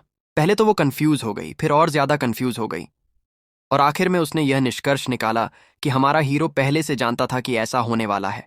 ज्यादा सोच विचार किए बिना उसने बस इस बदलाव को स्वीकार कर लिया। अब वो पूरी कहानी अपनी टीम को सुना रही है। चुंग को यकीन नहीं होता और वो शक करने लगता है। युवा को उसकी बकवास सुनने का कोई शौक नहीं, इसलिए वो उसे इग्नोर करती है। बाकी सब भी उसकी बातों को नजरअंदाज कर देते हैं, जबकि चुंग अंदर ही अंदर जलता रहता है। वो मन ही मन ठान लेता है कि वो उस एम्बलम की सच्चाई जरूर पता करेगा। उधर प्रोफेशन चेंजिंग रूम के अंदर हमारा एमसी एकदम स्मूथ एक्सपीरियंस ले रहा है। वो अपना नया डिवाइन एम्बलम एक्टिवेट करता है और बस देखते ही देखते उसके सारे स्टैट्स आसमान छू लेते हैं। नई स्किल्स अनलॉक होती हैं और अब वो फॉरबिडन स्पेल्स को भी सटीक कंट्रोल के साथ इस्तेमाल कर सकता है। बाहर ड्वान पहरा दे रहा है, साइलेंट और सतर्क। इसी बीच सुलान वहां से गुजरती है और उसे देख लेती है। वो पहले से ही जानती थी कि ड्वान कितना जबरदस्त ताकतवर है, लेकिन अब उसे और भी ज्यादा दिलचस्पी तब हुई जब उसने स्टाफ से सुना कि ड्वान सिर्फ ताकतवर ही नहीं, वो तो हमारे बॉय की परछाई जैसा है। हर वक्त उसके पीछे पीछे घूमता रहता है और उसे अजीब सा सम्मान देता है। उसे महसूस हुआ कि कुछ तो गड़बड़ है, इसलिए उसने अपने ईयरपीस के जरिए चीवी को अपडेट किया। चीवी को लेकिन कोई फर्क नहीं पड़ा। उसने बड़े आराम से कहा कि लैन चिंता मत कर, हमारा हीरो हमारी साइड में है। फिर लैन ने ठान लिया कि अब तो वो खुद ही जाकर उससे बात करेगी, सीधे सोर्स से जवाब चाहिए। ड्वान साइड में हट गया। चीवी बिना टाइम वेस्ट किए सीधे मुद्दे पर आ गई। उसे पता था कि हमारा लड़का अपनी पहली ट्रांसफॉर्मेशन पूरी कर चुका है। हीरो थोड़ी देर के लिए हक्का बक्का रह गया, लेकिन फिर सोचकर बोल ही दिया, हाँ सही है। आखिर उसने हमेशा उसका साथ दिया है, तो छिपाने की कोई वजह नहीं थी। लेकिन चीवी का ध्यान अब एक बड़ी प्रॉब्लम पर गया, डार्कनेस की ताकत। कई लोग धीरे धीरे म्यूटेट हो रहे थे और वो चाहती थी कि हमारा लड़का उनमें से एक ना हो। हीरो ने हंसते हुए कहा कि उसे ऐसी किसी म्यूटेंट क्लब में दिलचस्पी नहीं है। वो लोग तो हमेशा अधिकारियों की नजर में रहते हैं, मैं इतना ध्यान नहीं चाहता। चीवी को मगर भरोसा नहीं हुआ। उसने एक क्रिस्टल निकाला और बोली, ये डार्कनेस डिटेक्ट करने वाला स्टोन है, इसमें बस अपनी ताकत डालो। हीरो ने थोड़ी देर झिझक दिखाई, वो नोटिस भी कर लेती है, लेकिन आखिर में उसने पावर डाल ही दी। और जैसे ही उसकी ताकत अंदर गई, क्रिस्टल धड़ाम से फट गया। दोनों बस उसे देखे रह गए, टुकड़ों में बिखरा हुआ पत्थर। लैन के हिसाब से ये क्रिस्टल करप्शन मापने के लिए होता है। थोड़ा कांपना मतलब हल्की गड़बड़ी, ज्यादा हिलना मतलब सीरियस प्रॉब्लम, लेकिन फटना, उसका मतलब क्या है, ये लैन ने सुविधा से बताना भूल गई थी। हीरो ने चीवी से कहा, मुझ पर भरोसा रखो, हम इतने सालों से एक दूसरे को जानते हैं। उसकी बात सुनकर चीवी का दिल थोड़ा पिघल गया। उसे उसके बीते दर्दनाक अतीत की याद आ गई, पर फिर भी ड्यूटी तो ड्यूटी होती है। उसे रिपोर्ट करनी ही थी, चाहे जितना बुरा क्यों न लगे। हीरो समझ गया था, लेकिन अंदर से परेशान भी था। अगर हालात बिगड़े तो उसने पहले ही सोच लिया था, बस अब चिन्नू सिटी छोड़ दूंगा। जाते जाते चीवी ने उसे एक स्किल बुक दी, उसके अवेकनिंग के लिए गिफ्ट के तौर पर। हीरो ने भी मुस्कुराकर उसे सेकंड विंग दिया। तेरे भरोसे का शुक्रिया, कहकर चला गया। चीवी वहीं खड़ी रह गई, उसके पास बस वो तोहफा रह गया। बाद में वो एडवेंचर ऑफिस पहुंची और सब कुछ लैन को रिपोर्ट किया। वो डर रही थी कि अब अधिकारी हमारे हीरो को खतरा समझेंगे, लेकिन लैन ने कहा, जब वो हमारी समझ से परे जा चुका है तो उससे पंगा लेना बेवकूफ़ी होगी। बातचीत करो, टकराव नहीं। उसने आदेश दिया, उससे जुड़ी सारी जांच रोक दो और सारी फाइलें सील कर दो। कि भी उसी बात से सहमत थी। इसके बाद लैन ने फोकस ड्वान पर शिफ्ट कर दिया। वहीं हमारा हीरो अपने अपार्टमेंट लौटा, ड्वान के साथ, लेकिन चेहरे पर संतोष नहीं था। ड्वान ने तुरंत महसूस कर लिया कि कुछ गड़बड़ है। हीरो ने बताया कि चीवी का मैसेज आया था, अथॉरिटीज ने ऑफिशियली इन्वेस्टिगेशन ड्रॉप कर दिया है, लेकिन उसके मन में अब भी एक ही डर था, आगे क्या होगा अगली लेवल अप पर। हर बार जब वो किसी सीक्रेट रियल्म को तबाह करता है तो पूरे शहर में हंगामा मच जाता है। ड्वान, जो अब पूरी तरह यकीन कर चुका है कि हमारा हीरो इंसानों की सोच से कहीं आगे काम करता है, एक नया सुझाव देता है, ट्रेनिंग करनी चाहिए अनरजिस्टर्ड एरियाज में। कुछ जगहें तो इसलिए ऑफ ग्रिड हैं क्योंकि सरकार के पास उन्हें मैनेज करने के रिसोर्स नहीं हैं, और कुछ जगहों पर बुराई की ताकतों ने कब्जा कर रखा है। ड्वान के पास पहले से 2 ऐसे लोकेशन हैं और जरूरत पड़ी तो और भी ढूंढ सकता है। हमारा लड़का उसे ये काम सौंप देता है और खुद तय करता है कि कल ट्रेडिंग सेंटर जाएगा, अपने लूटे हुए सामान को बेचने, थोड़ा रिलैक्स करने और कुछ वक्त के लिए नॉर्मल इंसान बनने के लिए। उसके बाद ड्वान एक होटल में रुक जाता है, सोचता है कि अगले दिन रेंटल घर देखेगा, लेकिन उसकी नींद पूरी भी नहीं होती कि शहर का मेयर जंगजी वहां आ धमकता है। वो पूछता है कि ड्वान शहर में रहने का इरादा रखता है क्या। जब ड्वान हाँ कहता है तो जंगजी फौरन उसे एक हाई प्रिविलेज सिटी कार्ड देता है और साथ में अतिरिक्त मदद की पेशकश भी करता है। ड्वान कार्ड को देखता है, लेकिन जंगजी अंदर ही अंदर घबराया हुआ है, क्योंकि इससे पहले ड्वान ने कई शहरों के ऑफर ठुकरा दिए थे। उसे ये नहीं पता कि ड्वान का ये फैसला शहर की वजह से नहीं, बल्कि हमारे एमसी की वजह से है। दूसरी तरफ जंगजी इस बात से पूरी तरह बेखबर है और खुद पर गर्व कर रहा है कि उसने शहर की सिक्योरिटी के लिए इतना बड़ा एसेट हासिल कर लिया। उधर हमारा हीरो तो गेम में ऐसा डूबा हुआ है कि उसे वक्त का ही पता नहीं चला। जब वो थोड़ा ब्रेक लेता है तो देखता है कि क्लास ग्रुप चैट अब भी फट रही है। सब अपने पावर लेवल्स, एबिलिटीज इवॉल्व करने और सबसे डरावनी चीज कॉलेज एंट्रेंस एग्जाम की बात कर रहे हैं, जिसमें अब तो कम से कम एक ट्रांसफॉर्मेशन जरूरी है। विडंबना यह है कि कभी वो खुद इन सब चीजों की परवाह नहीं करता था, लेकिन अब कुछ ही दिनों में वो बाकी सबसे कहीं आगे निकल चुका है, वो भी बिना कोशिश किए। तभी अचानक कोई यूए फैन बॉय चैट में उसे गेम खेलने के लिए ट्रोल करने लगता है। चीवाई तुरंत मैसेज करके कहती है कि उसे इग्नोर कर दे, ऐसे लोगों को जवाब देना वक्त की बर्बादी है। लेकिन जैसे ही माहौल शांत होने लगता है, कोई खबर डाल देता है, एक सीक्रेट रियलम पर इन्वेजन हुआ है। अब हमारा हीरो पछताने लगता है, यार मुझे उस काले डरावने अस्तित्व को तभी खत्म कर देना चाहिए था। और मजेदार बात यह है कि कहीं अंधेरे में वही डार्क एंटिटी अचानक छींक देती है। अगली सुबह ट्रेडिंग सेंटर में वो औरत शिन को डांटती है, तू इतनी चोट खाकर भी काम पर क्यों आई है। लेकिन क्योंकि ताना मारना उसका फुल टाइम जॉब है, वो मौका देखकर हमारे हीरो को भी कुछ सुनाती है। शिन उसे बचाने की कोशिश करती है, लेकिन आज वो औरत कुछ ज्यादा ही छड़ी हुई है। वो हमारे एमसी का पुराना अतीत खोदकर उसका मजाक उड़ाने लगती है। सीन ज्यादा बिगड़े उससे पहले ही जमीन अचानक फटती है और उसके ठीक बगल में नुकीले कांटे उभर आते हैं। वो किसी तरह बाल बाल बचती है और सोचो जरा, वहां कौन आ गया? हमारा बंदा, जिसने सारी बातें सुन ली थीं। वो औरत अब समझ जाती है कि कर्मा बहुत तेजी से काम करता है। वो जोर जोर से गार्ड्स को बुलाने लगती है, जैसे उसकी जान उन पर टिकी हो। शिन हमारे हीरो को बोलती है कि चलो अब यहां से निकलो, वरना बात और बिगड़ जाएगी। लेकिन हमारा लड़का आराम से कहता है, टेंशन मत लो। उसी वक्त वोंग अपने गार्ड्स के साथ एंट्री मारता है, पूरा मैं बड़ा आदमी हूं वाला एटीट्यूड लिए हुए। हमारा हीरो भी वक्त जाया नहीं करता और सीधे उसकी क्लास लगा देता है। तू क्या समझता है खुद को? पीछे पीछे घूमकर मेरी जासूसी कर रहा है, जैसे कोई थर्ड क्लास डिटेक्टिव, ऊपर से मुझे चोर बोलता है। वोंग अकड़ दिखाते हुए कहता है कि वो ऐसे सवालों के जवाब देने के लिए बहुत बड़ा आदमी है और गार्ड्स को ऑर्डर देता है कि इसे पकड़ लो।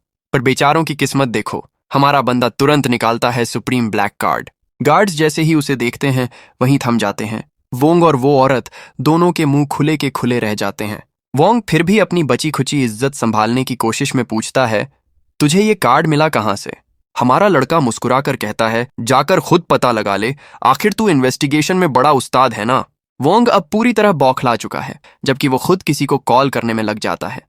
बाहर लोग ये देखकर हैरान हैं कि गार्ड्स रास्ता क्यों रोक रहे हैं।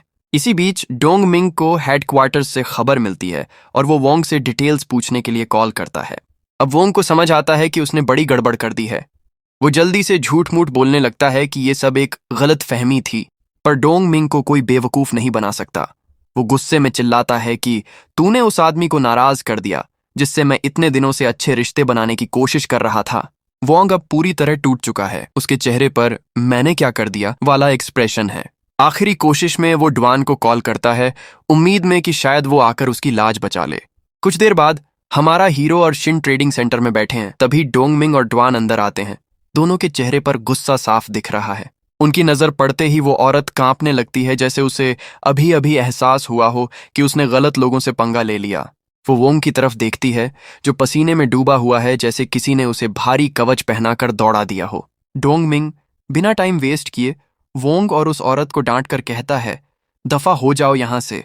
वोंग गुस्से में उस औरत पर हाथ उठाता है, लेकिन डोंगमिंग को उनकी नौटंकी देखने की फुर्सत नहीं। वो गार्ड्स को इशारा करता है, इन दोनों को बाहर फेंको। ड्रामा खत्म होते ही माहौल थोड़ा ठंडा पड़ता है। शिन हमारे हीरो को चाय सर्व करती है। डोंगमिंग गौर करता है कि शिन और हमारा लड़का एक दूसरे के साथ काफी आराम से हैं, जबकि शिन के चेहरे पर साफ झलक रहा है कि वो हमारे एमसी की पोजीशन और कनेक्शंस देखकर हैरान है। बातों बातों में डोंगमिंग उस खजाने की कैटलॉग का जिक्र छेड़ देता है जिसे हमारा हीरो थोड़ी देर पहले देख रहा था। पूछने पर वो बड़े आराम से बताता है कि वो तो एंड गेम रेलिक ढूंढ रहा था। ये सुनकर दोनों के चेहरे पर उलझन साफ दिखती है। उनकी शक्लें देखकर वो जल्दी से सफाई देता है, अरे ऑनलाइन देखा था यार, लगा बड़ा कूल और मिस्ट्री वाला नाम है। पिछली रात आखिरकार वो उस स्किल बुक को खोलता है जो हमने उसे गिफ्ट की थी। पता चलता है वो बुक दरअसल पुराने जमाने के मैजेस यूज करते थे ताकि लड़ाई के बीच थोड़ी देर के लिए मना रिस्टोर कर सकें। वो टेस्ट करता है और तभी सिस्टम अचानक एंड गेम रिलिक का जिक्र करता है, पर बिना कोई एक्सप्लेनेशन दिए। कोई क्लू न मिलने पर हमारा हीरो सोचता है कि इसे बाद में देख लेंगे। अब आते हैं प्रेजेंट पर। डोंगमिंग, ड्वान और हमारे हीरो को लॉन्गबो सिटी घूमने का न्योता देता है और फिर फ्लाइट स्क्रॉल यूज करके निकल जाता है। उसके जाते ही हमारा लड़का बोलता है, चलो अब कुछ खा लिया जाए। ड्वान सजेशन देता है, मेरे घर चलते हैं। अब दोनों ड्वान के विला में हैं, चारों तरफ लग्जरी ही लग्जरी। ड्वान कहता है, क्यों ना तू यहीं शिफ्ट हो जाए, लेकिन हमारा हीरो हंसते हुए मना करता है, नहीं भाई, मैं थोड़ा बचत करके पास में खुद का घर लेना चाहता हूं। ड्वान तो यहां तक कह देता है कि वो पैसे उधार दे देगा, लेकिन हमारे लड़के को किसी की दया नहीं चाहिए। उसने पहले ही इक्विपमेंट बेचकर काफी क्रिस्टल कॉइन कमा लिए हैं, जिससे वो अभी विला खरीद सकता है, मगर उससे सारी सेविंग्स उड़ जाएंगी। इसलिए वो तय करता है कि धीरे धीरे ही आगे बढ़ेगा। चाय के साथ माहौल आरामदायक चल रहा था कि तभी ड्वान का फोन बजता है। कॉल करता है जोंग जी, बताता है कि सिटी डिजास्टर की जांच करने वाली टीम ड्वान से पूछताछ करना चाहती है। ड्वान समझ जाता है कि इससे हमारे हीरो पर असर पड़ सकता है, इसलिए पहले उसकी राय जानने का सोचता है। फिलहाल वो जोंग से कह देता है कि वो अभी अनअवेलेबल है। बात जब हमारे लड़के तक पहुंचती है तो उसे तो इस इन्वेस्टिगेशन टीम के बारे में कुछ पता ही नहीं। उधर एक मीटिंग चल रही है, कई हाई लेवल अफसरों की। टॉपिक वही, कोई रहस्यमयी बंदा जिसने शिनयू सिटी को बचाया, पर किसी ने उसे देखा नहीं। अफवाहें आग की तरह फैल चुकी हैं कि वो कोई लेजेंडरी सेवियर है।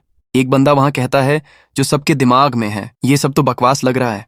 सुलान कोशिश करती है समझाने की, शायद इसलिए क्योंकि हमला अचानक रुक गया और सारे म्यूटेंट रातों रात गायब हो गए। पर वो आदमी मानता नहीं, कहता है ऐसा थोड़ी होता है। कुछ हमले तो डेमन किंग लेवल से भी ऊपर थे। ऐसे मॉन्स्टर्स हवा में गायब नहीं होते। टी पूरी मीटिंग देख रही है। उसे पता है कि लॉन पर इतना प्रेशर क्यों है, क्योंकि उसी ने चोरी छिपे हीरो से जुड़ी सारी फाइलें डिलीट कर दी थीं ताकि उसका नाम इस गड़बड़ में ना आए। अब वही गलती उसे भारी पड़ रही है। इतने में जोंग अंदर आता है और बताता है कि ड्वान नहीं आ पाएगा। ये सुनते ही पहले से चिढ़ा हुआ अफसर और भड़क जाता है। पहले तो वो हीरो गायब, अब इन्वेस्टिगेटर भी नहीं आ रहा। बस अब मैं खुद ये केस संभालूंगा। कुछ देर बाद वही आदमी पहुंचता है आईवे टॉम्ब, एक छिपा हुआ इलाका सीक्रेट रियल्म के अंदर। वो वहां जांच के लिए आया है, लेकिन जो वो करने वाला है उसे जांच कहना शायद बहुत बड़ा शब्द होगा। हवा में अब भी डार्क पावर की लहरें तैर रही हैं और तभी वो कुछ ऐसा करता है जिसकी किसी को उम्मीद नहीं थी। उसकी आंखों में चमक आ जाती है और कोई कुछ समझे उससे पहले ही वो उस डरावनी ऊर्जा में डूब चुका होता है। सामने एक राक्षस खड़ा है।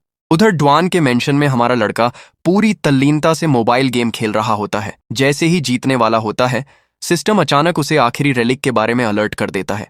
वो किसी की ऊर्जा को अपनी ओर बढ़ते हुए महसूस करता है और ध्यान केंद्रित करके उसकी लोकेशन ट्रैक करता है। फिर बिना वक्त गंवाए जैकेट उठाता है और निकलने को तैयार होता है। ड्वान ठीक उसी वक्त कमरे में आता है और उसे बीच रास्ते में पकड़ लेता है। हमारा हीरो उसे फोन पकड़ाता है और कहता है गेम खत्म कर देना, फिर खुद बाहर निकल जाता है। कब्रिस्तान के रास्ते में उसे दिखता है कि रेलिक की लोकेशन मैप पर हिल रही है, यानी कुछ गड़बड़ है। कब्रिस्तान के गेट पर पहले से ही गार्ड्स घबराए हुए हैं। सामने का राक्षस किसी गंदे टेढ़े मेढ़े आकार का है और उसके शरीर के अंदर एक इंसान फंसा हुआ दिख रहा है। वो बेचारा मदद की भीख मांग रहा है। इसी बीच पूरे शहर में ट्रैफिक रुक गया है। सब तरफ अफरा तफरी मची है। हमारा लड़का टैक्सी से उतरकर खुद पैदल आगे बढ़ता है। उधर कब्रिस्तान में वेई, लान और उसकी असिस्टेंट पहुंच चुके हैं, लेकिन जो दृश्य सामने है उसे देखकर सबके होश उड़ जाते हैं। लान चोटिल होकर ची की गोद में पड़ी है कि पूरी रफ्तार से काम कर रही है उस हाईटेक गियर का इस्तेमाल करते हुए जो हमारा लड़का उसे दे गया था। लेकिन लान की हालत इतनी बुरी है कि वो सब टेक्नोलॉजी भी बेअसर लग रही है। लान उठने की कोशिश करती है और ची बताती है कि राक्षस अब सीधे डाउन की ओर बढ़ रहा है। मेयर ने ड्वान को बुला लिया है, लेकिन लान जानती है ड्वान चाहे कितना भी ताकतवर क्यों ना हो, उस चीज के सामने बस थोड़ा वक्त खरीद पाएगा। असल उम्मीद तो सिर्फ हमारे हीरो से ही है। और जैसे किसी ने उनकी बात सुन ली हो, हमारा लड़का सामने से उस राक्षस से टकरा जाता है। राक्षस झपटता है, लेकिन सीधा जाकर एक डिफेंसिव बैरियर में टकरा जाता है और वहीं रुक जाता है उलझन में। तभी सिस्टम उसे एक दिलचस्प ऑफर देता है, क्या तुम इस राक्षस को अब्सॉर्ब करना चाहते हो? हीरो बिना हिचक के एक्सेप्ट कर देता है। फौरन एक पागलपन भरी ताकत उसके अंदर दौड़ जाती है। उसकी सारी स्टैट्स आसमान छूने लगती हैं, लेकिन साथ ही उसके दिमाग में अजीब अजीब तस्वीरें चमकती हैं, रहस्यमयी, डरावनी और बेतरतीब। थोड़ी देर बाद ड्वान पहुंचता है, लेकिन तब तक सब खत्म हो चुका होता है। हमारा लड़का बस इतना कहता है, मामला सुलझ गया। ड्वान नजर घुमाता है तो पास में एक आदमी पड़ा होता है। मरा हुआ या नहीं कोई नहीं जानता। हीरो सब सफाई पटाई का काम उसी पर छोड़कर चला जाता है। कुछ दिन बाद चिन्यू सिटी की जेल में वही आदमी पकड़ा जाता है और इस बार वो सच्चाई बताने को तैयार है। असल में उसने एक डेमन को किसी सीक्रेट रियल्म में ढूंढ लिया था।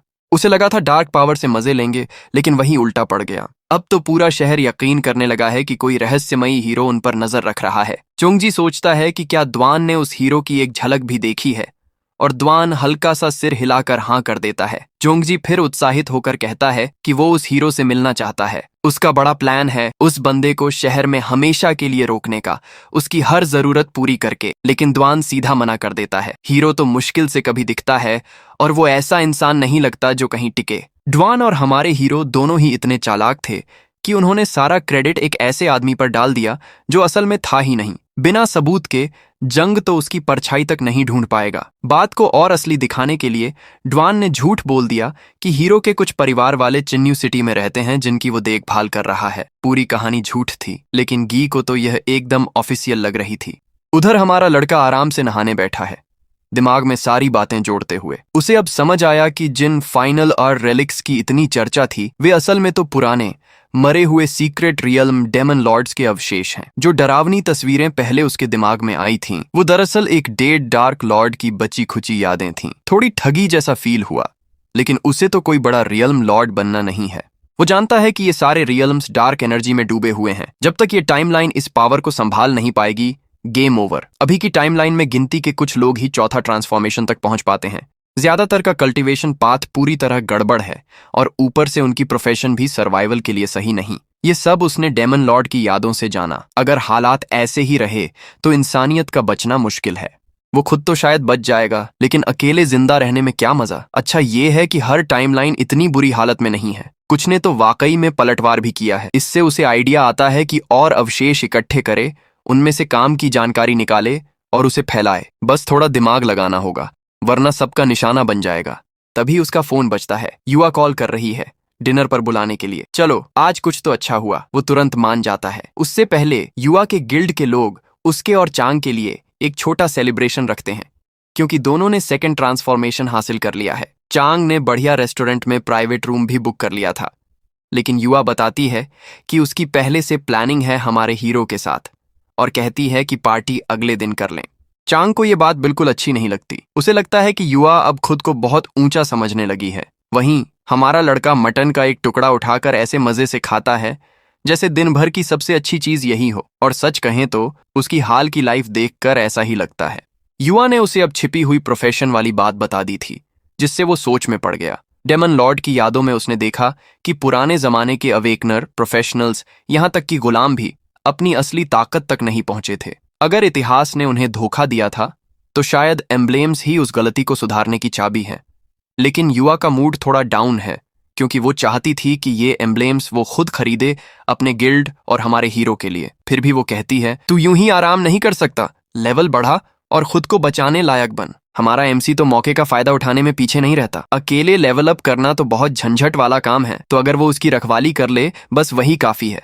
युवा को बिल्कुल उम्मीद नहीं थी ऐसा कुछ होगा, लेकिन बोलने से पहले ही वो दर्द से सिहर उठती है। हाँ, सही याद आया, क्वेस्ट पूरी करते वक्त उसे चोट लग गई थी, और बताने के बजाय वो चुपचाप दर्द झेलती बैठी रही। हीरो कुछ बोल पाता उससे पहले ही उसका फोन बज उठता है। वो कॉल उठाता है, लेकिन दूसरी तरफ की आवाज बिल्कुल भी दोस्ताना नहीं लगती। सामने वाला पूछता है, वो एम्बलम तुम्हें कहां से मिला? और उसकी आवाज से साफ पता चल रहा है कि ये सवाल बस जिज्ञासा से नहीं पूछा गया है। हमारा बंदा बिना कुछ कहे फोन काट देता है। जब वो बात उआ को बताता है तो उसकी आंखें हैरानी से फैल जाती हैं, क्योंकि उसने तो किसी को एम्बलम के बारे में बताया ही नहीं था। कुछ तो गड़बड़ है। इससे पहले कि दोनों कुछ समझ पाते, फोन फिर से बज उठता है। इस बार कॉलर सच में गुस्से में है। एमसी को झंझट करने का बिल्कुल मन नहीं होता, तो वो फिर से कॉल काट देता है। खाना खत्म करने के बाद दोनों अपने अपने रास्ते चले जाते हैं। हीरो जब अपने अपार्टमेंट वापस पहुंचता है तो तुरंत समझ जाता है कि कुछ ठीक नहीं है। पूरा कमरा ऐसे बिखरा पड़ा है जैसे तूफान आया हो। फर्नीचर उल्टा पुल्टा, चीजें इधर उधर बिखरी हुई। और फिर वो उसे देखता है। कमरे के बीचों बीच एक आदमी खड़ा है। हमारा लड़का उसे देखते ही पहचान जाता है। वो वही आदमी था जिसने कुछ देर पहले फोन किया था। एमसी को पीछे से आने वाला हमला महसूस हो जाता है, लेकिन बिना जरा भी घबराए वो बड़ी आसानी से उसे डॉज कर लेता है। फिर पलटकर हमलावर को दीवार से दे मारता है और बंदा धड़ाम से जमीन पर गिर पड़ता है। ये सब देखकर वहां खड़ा दूसरा आदमी सन्न रह जाता है। एमसी उसकी तरफ देखता है और साफ साफ कह देता है, पहले ताकत की इज्जत करना सीखो, फिर बात करने का हक मिलता है। वो बंदा जो अब पूरे कंफ्यूज मुर्गे की तरह दिख रहा है, सोचने लगता है कि आखिर गलती कहाँ हुई। रिपोर्ट्स में तो साफ लिखा था कि ये बंदा तो कमजोर है, लेकिन उसकी बदकिस्मती, अब एमसी के सारे स्टैट्स अपग्रेड हो चुके हैं। वो हवा की तरह मूव करता है और बिजली की तरह रिएक्ट। बिना कोई स्पेल इस्तेमाल किए अब वो ऐसे हालात को अकेले हैंडल कर सकता है। वो आदमी आखिरी कोशिश में फिर से हमला करता है, लेकिन इस बार भी बुरी तरह फेल हो जाता है। डर के मारे भागने लगता है, सीधा बालकनी की तरफ दौड़ता है और कूदने की कोशिश करता है। शायद सोचता है कि बच जाएगा, लेकिन हमारा लड़का बीच हवा में उसका पैर पकड़ लेता है और उसे खींचकर वापस अंदर फेंक देता है। अपार्टमेंट का ये हाल करने के बाद उसे इतनी आसानी से जाने देने का सवाल ही नहीं उठता। अब दोनों आदमी हमारे हीरो के सामने खड़े हैं, पिटे हुए, बेइज्जत और सिर्फ अपने शॉर्ट्स में, क्योंकि रहम की भीख मांगते हुए उन्होंने सब कुछ खो दिया है। हीरो गुस्से में जवाब मांगता है। पता चलता है कि ये पूरा झमेला चुंग की चाल थी। उसी ने इन दोनों को हमारे लड़के पर कीचड़ उछालने के लिए भेजा था, लेकिन चूंकि ये गड़बड़ उसी की बनाई हुई थी, हीरो का उसे यूं ही छोड़ देने का कोई इरादा नहीं। वो तब एक मनाही की जादू चलाता है, ऐसा जादू जो दिमाग को पूरी तरह गड़बड़ा देता है। उधर चुंग शील्ड वॉरियर के साथ बैठा है, शायद अपनी चालों से बड़ा खुश। सोच रहा है कि एमसी पर हमला करवाने की उसकी प्लानिंग जबरदस्त चली। उसका दूसरा जीनियस आइडिया था पिछली मिशन में युवा को सबक सिखाना। उसने ये सब करने के लिए बॉस मॉन्स्टर को जानबूझकर खुला छोड़ दिया ताकि वो युवा को डरा सके, फिर खुद हीरो बनकर आ जाए और सारी शान लूट ले। लेकिन किस्मत ने उसका साथ नहीं दिया, क्योंकि युवा ने जान पर खेलकर खुद ही उस दैत्य को खत्म कर दिया। तभी चुंग का एक जासूस अंदर आता है। चुंग बड़ी उत्सुकता से पूछता है कि उसने क्या पता लगाया, लेकिन जवाब देने के बजाय वो आदमी युवा के बारे में सवाल करने लगता है। अगले ही पल वो आदमी चुंग और उसके शील्ड वॉरियर दोनों की गर्दन पकड़ लेता है, पर असल में डोर कोई और हिला रहा होता है। हमारा हीरो वो युवा के साथ जो हुआ उससे बुरी तरह गुस्से में था, लेकिन वो उन्हें जल्दी मारकर छुटकारा नहीं पाना चाहता था। वो बहुत आसान मौत होती, इसके बजाय उसने ऐसा जादू किया जो उनके दिमाग और शरीर दोनों को तोड़ मरोड़ देता है, जब तक कि वो सब धूल में नहीं बदल जाते। यह उसके लिए काफी सुविधाजनक भी रहा, न कोई सबूत बचा, न कोई सफाई करनी पड़ी।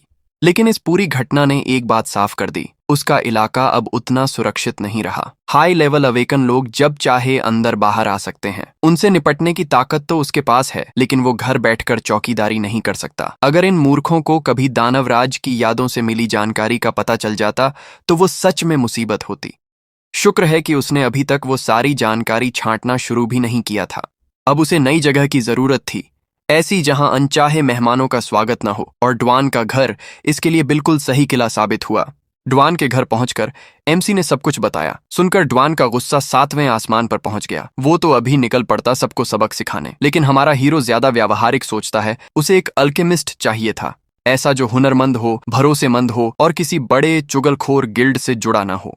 ड्वान के पास बहुत नामी अल्केमिस्ट्स के कॉन्टेक्ट्स थे, लेकिन सब बड़े संगठनों से जुड़े थे, यानी ज्यादा कान ज्यादा खतरा। हमारे हीरो को दानवराज की यादों से पता था कि उनकी दुनिया में टॉप टियर अल्केमिस्ट्स हुआ करते थे, जिनकी दवाइयां इस दुनिया के किसी भी औषधि से कहीं आगे थीं। उसके पास उनकी कुछ प्रिस्क्रिप्शंस तो थीं, लेकिन बिना किसी प्रोफेशनल के वो सब किसी प्राचीन कविता जैसे लग रहे थे। और जो कुछ उस दिन हुआ उसके बाद वो और लालची लोगों को अपनी ओर खींचना नहीं चाहता था, जैसे चुंग। अगली सुबह युवा बताती है कि वो ऐसे एक शख्स को जानती है, शुएर, उनकी गिल्ड की प्रीस्टेस का भाई। वो भी पहले गिल्ड में शामिल होने वाला था, लेकिन चुंग से नहीं बनती थी। अब वो समस्या तो हमेशा के लिए खत्म हो चुकी थी। चुंग अब किसी से नहीं उलझेगा। जब युवा पूछती है कि अचानक उसे अल्केमिस्ट की जरूरत क्यों पड़ गई, तो हमारा हीरो कुछ बहाने बनाता है। युवा को यकीन नहीं होता, लेकिन वो बात को वहीं छोड़ देती है। बाद में एमसी की मुलाकात शुए से होती है, जबकि युवा और शूटिंग बाहर इंतजार करते हैं। शुए जब उन प्रिस्क्रिप्शंस को देखता है तो तुरंत समझ जाता है कि इसमें इस्तेमाल की गई सामग्री तो आम है, लेकिन उसे बनाने की प्रक्रिया बेहद जटिल और अनोखी है, जैसी उसने पहले कभी नहीं देखी। फिर हमारा लड़का बताता है कि ये वाला पोषण एक्सपीरियंस गेन को सीधे 100% तक बढ़ा सकता है। ये सुनते ही शुआई एकदम जड़ हो जाता है, हैरान रह जाता है। मार्केट में जो सबसे महंगे पोषण बिकते हैं वो भी मुश्किल से 40% तक ही पहुंच पाते हैं, और अब इस वाले का फॉर्मूला ऐसा है जो इफेक्ट को पूरी तरह मैक्स कर देता है। अगर ये बात बाहर फैल गई तो लो लेवल प्रोफेशनल्स तो सीधा रॉकेट की स्पीड में लेवल अप कर जाएंगे।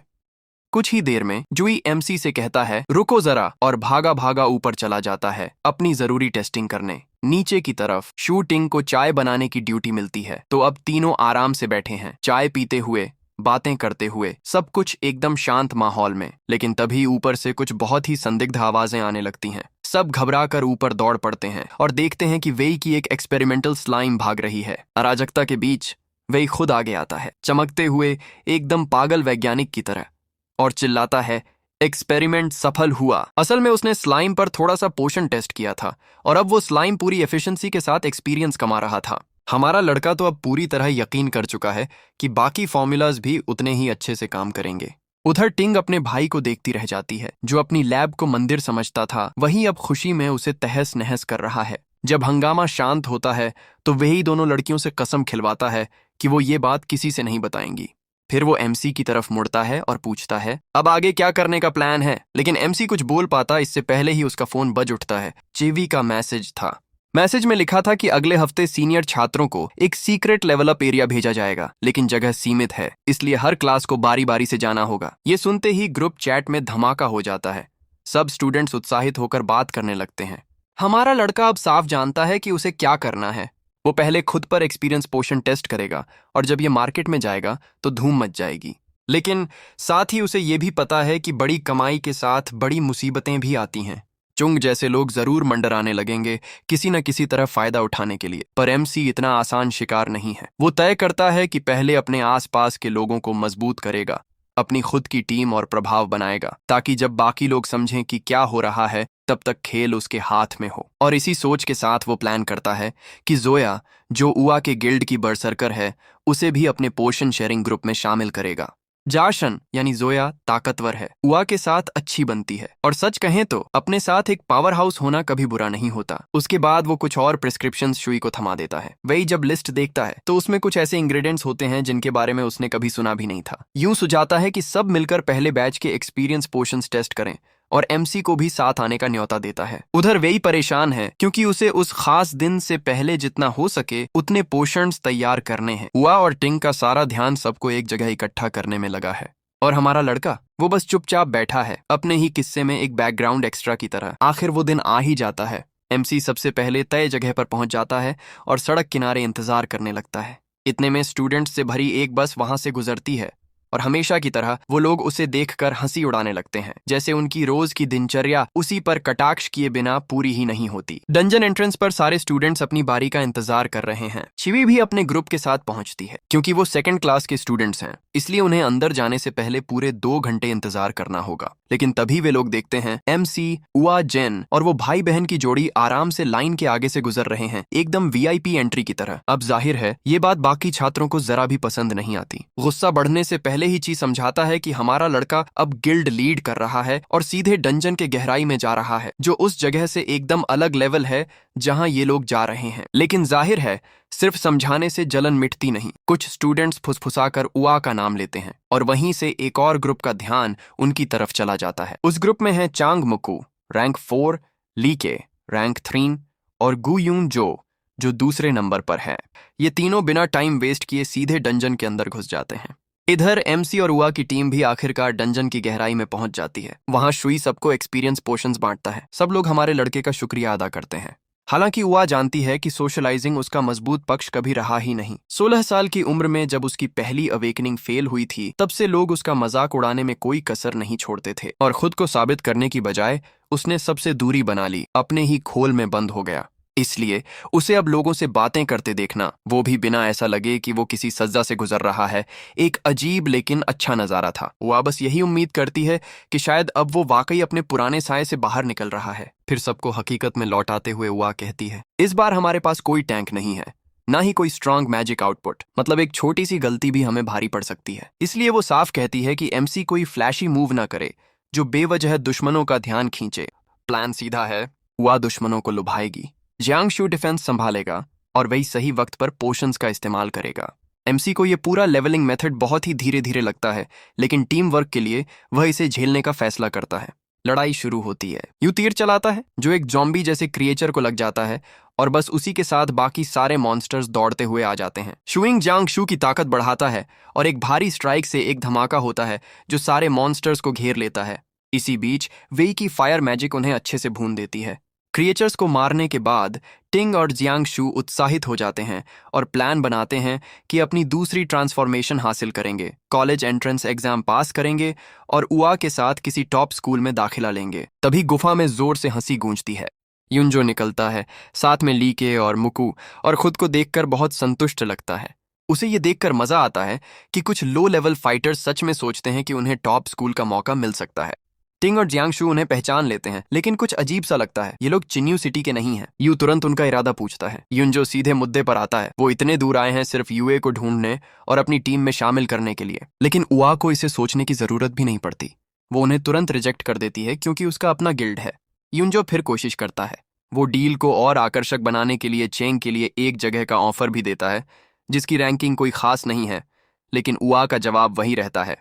युनजो समझ जाता है कि वो पीछे नहीं हट रही और रणनीति बदलता है। वो बताता है कि हाल ही की एनोमलीज की वजह से डंजन मॉन्स्टर्स और खतरनाक हो गए हैं और कैसे बड़े विश्वविद्यालयों ने अपने स्टैंडर्ड्स और बढ़ा दिए हैं। इस साल सिर्फ एलीट टीम्स या असाधारण प्रतिभावान लोग ही मौका पा सकते हैं। युनजो इसे एक once in a lifetime opportunity के रूप में पेश करता है और जोर देता है कि सारे रुकीज अपनी ड्रीम टीम बनाने में जुटे हैं, जिसमें उसका ग्रुप भी शामिल है।